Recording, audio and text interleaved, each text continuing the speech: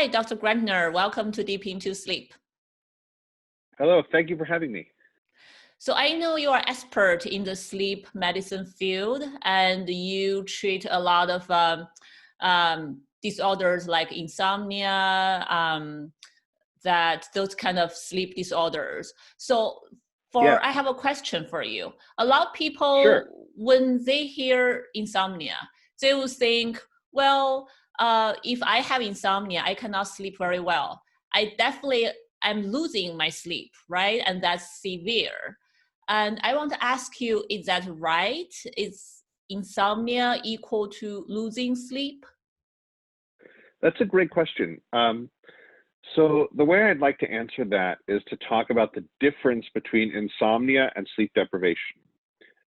So insomnia means that you're having difficulty falling asleep, or you wake up and can't get back to sleep. So that means that either when you lay down to try and fall asleep, it takes you a long time, or maybe you wake up during the night and then you can't get back to sleep, or you wake up too early in the morning and can't get back to sleep. That's insomnia.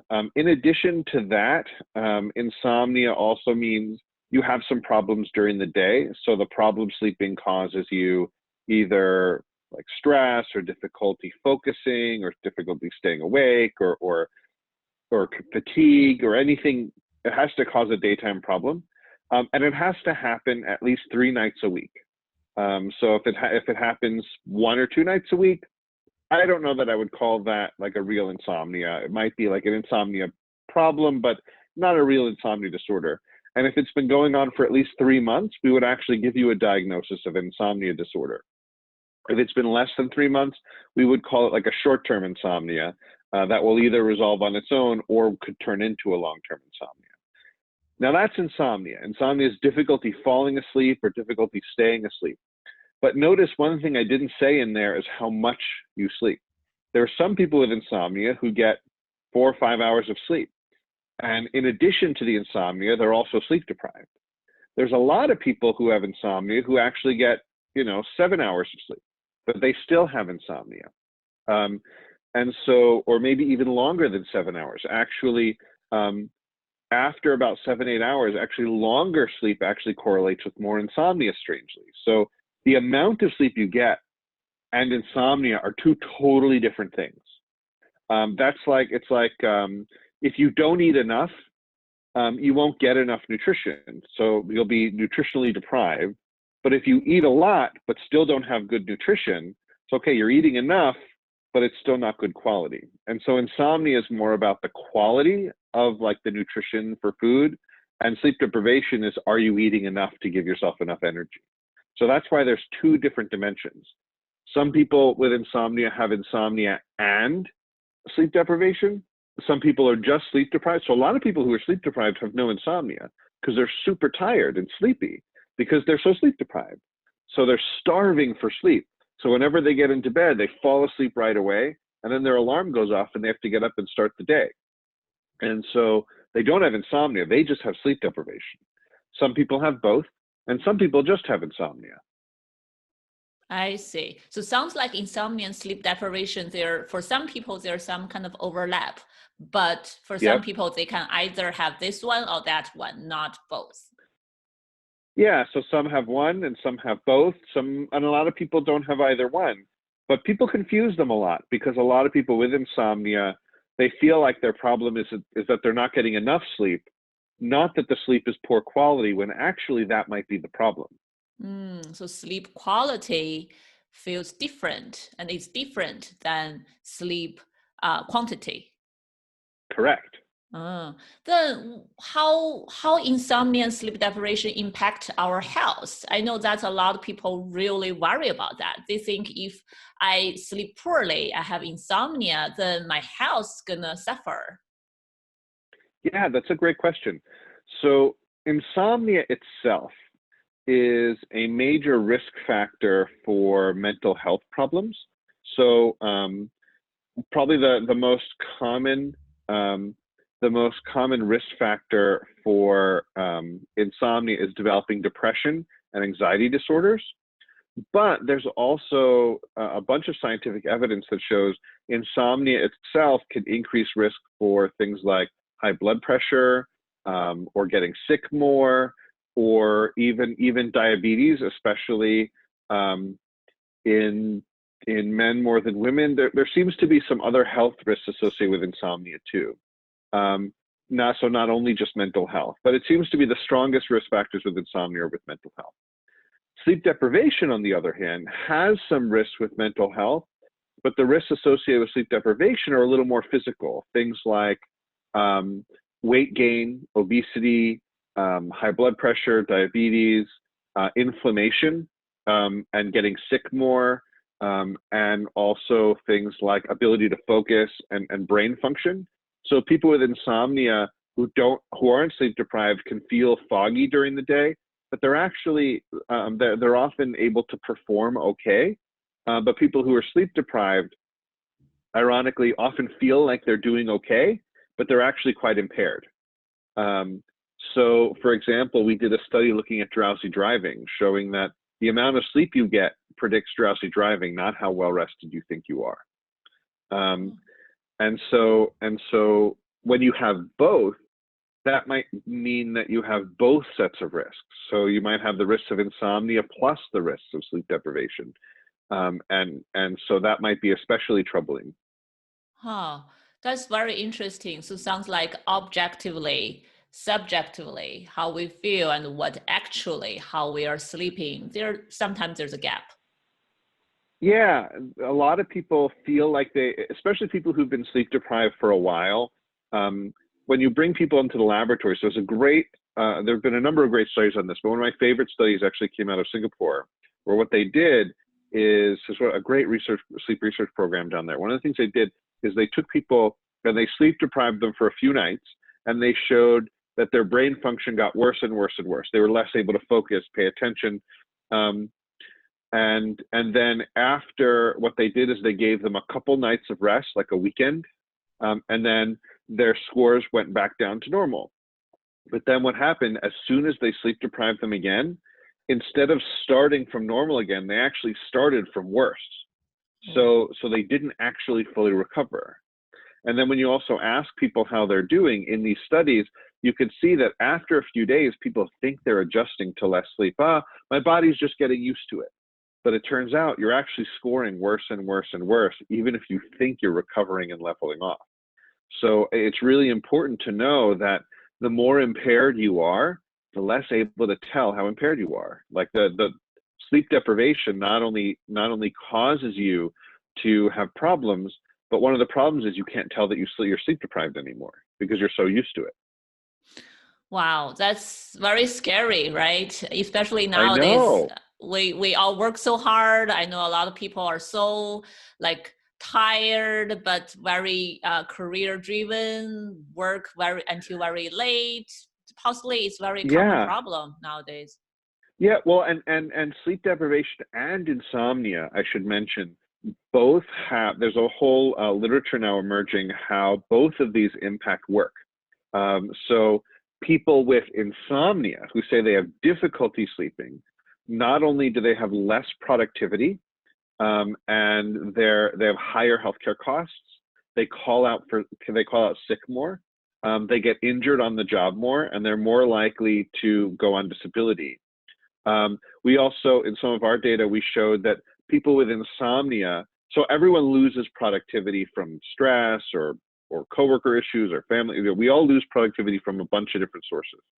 People with insomnia lose twice as much productivity as people who don't have insomnia from the same sources. And we also showed that caffeine doesn't totally fix that problem either. It can increase reaction time and speed, but it doesn't fix productivity.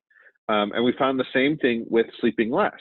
So a lot of people sleep less because to work more. But it turns out when you sleep less, you become less efficient and you make more mistakes. So actually, the people who slept a little more lose less productivity and they actually gain more efficiency. So they actually get more done in less time. So maybe one of the reasons why you don't feel like you have enough time for sleep is because you're not sleeping enough and you're being inefficient. So rather than sleep being a cost at the end of the day, you should see sleep as an investment in tomorrow's productivity and functioning. Oh, I love that. I love that mindset. We really should view sleep as an investment. It's much stronger a statement than what I used to think. We should all prioritize sleep. But thinking about Yeah, it's something you are investing in yourself actually get you more productive, not the other way around. yeah, right. And so when I decide when to go to bed at night, it's not how much work do I still have left to do. It's how productive and awake do I need to be tomorrow. If I need to be functioning really well, I need to make sure I put down whatever it is I'm doing, get to sleep. Whatever it is going to have to wait. Because if I don't want to kill my whole tomorrow for an extra half an hour or an hour or even an hour and a half of productivity tonight, because I'm going to lose that same time tomorrow, and it's going to be a cycle. So I would urge people to think to choose when they're going to bed based on how functional they want to be tomorrow, not based on how much work they have left. And often they'll find that all that time they didn't think they had, they get it back. They'll find it by being more productive and being more efficient. That's great suggestion. People really should keep in mind. I think that's so Yes. important. Thank you for telling all the audience that. Yeah. So I think I really like how you schedule your sleep and work and think about productivity that way. But I know for a lot of our audience, possibly it's quite challenging for them to gain some insight, to be aware of, where my sleep is. Do I really have insomnia? Am I losing sleep? How do I Right. know? Yeah. So here's a couple good rules of thumb for you. If it takes you more than a half an hour to fall asleep, or you're awake for more than a half an hour during the night trying to sleep and you can't, or you wake up a half an hour before you want to and can't get back to sleep for that last time, so this 30 minutes, at least 3 nights a week, and it's been going on for at least 3 months, you should probably see a doctor about insomnia. So that 30 minutes, at least 3 nights a week. So, and I should also mention, treatments for insomnia are not just medication. So a lot of people don't like taking medication because it makes you drowsy and groggy and can have other risks like falls and addictions and things like that. But actually, what a lot of people don't realize is the most recommended treatment for insomnia actually is not medications, even though that's what most people get. It just turns out that a lot of doctors don't actually know what the actual guidelines even say.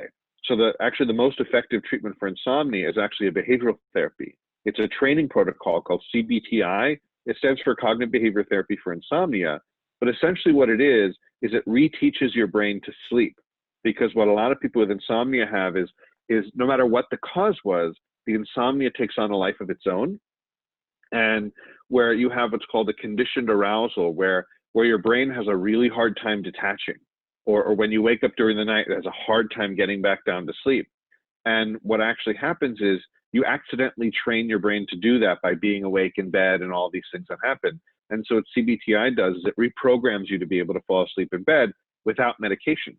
And actually for decades, it beats out any medication that's been on the market. It's as good or better. So that's why most medical organizations recommend it. It's just a lot of people don't know about it, because there's still not a ton of people who are experts at it. But if people were going to search about it, and I can give you some links of some directories and stuff of people who do it. Great. It's actually a good non-medication, much more natural approach that actually it has better scientific evidence than any of the medications. So it's a good thing. So anyway, so that's insomnia. For people who have some insomnia problems but don't maybe meet criteria for the disorder, there are a lot of things you can do. The main things I would say is actually budget time to wind down at night.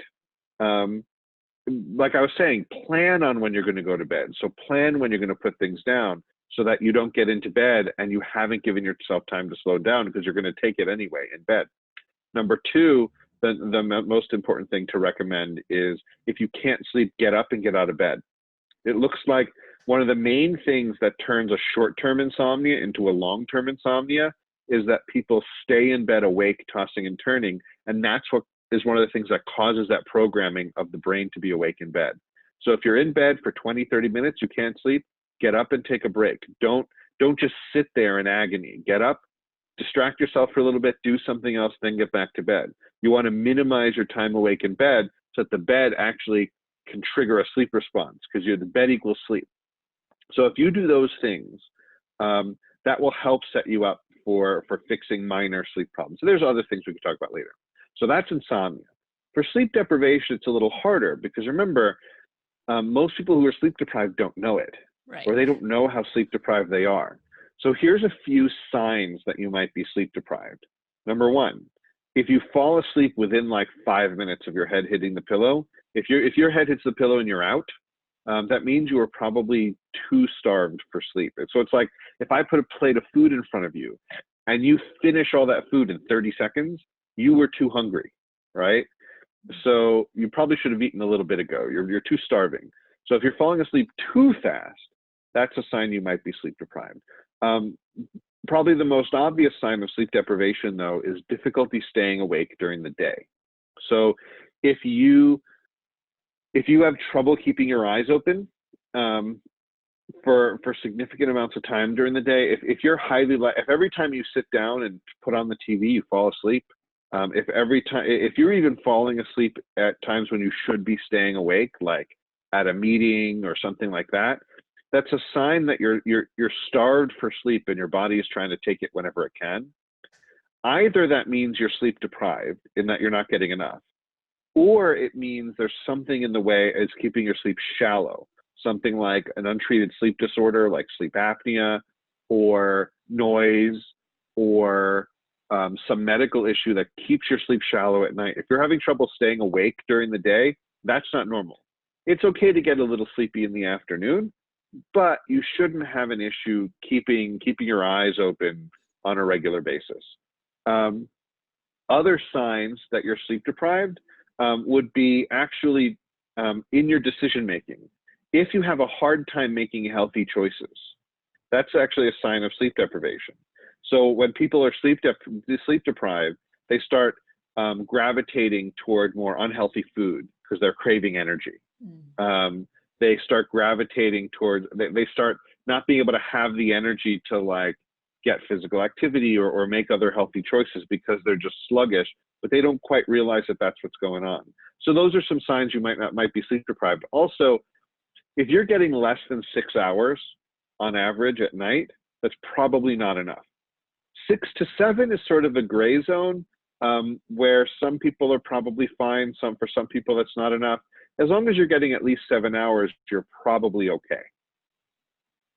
I see. I totally feel what you just mentioned. I think if I have to work more and sleep less, I tend to crave a lot of sugar. I drink Coke. Yep. I think caffeine can help me, so I end up drinking more coffee, like from 1 cup a day to 2 cups a day, and just use all kinds of ways, just without even realizing. It just mess up my whole system.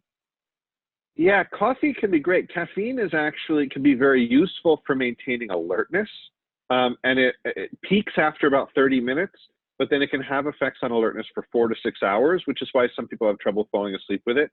Some people are very sensitive, and even 10 hours, it can sort of keep you up.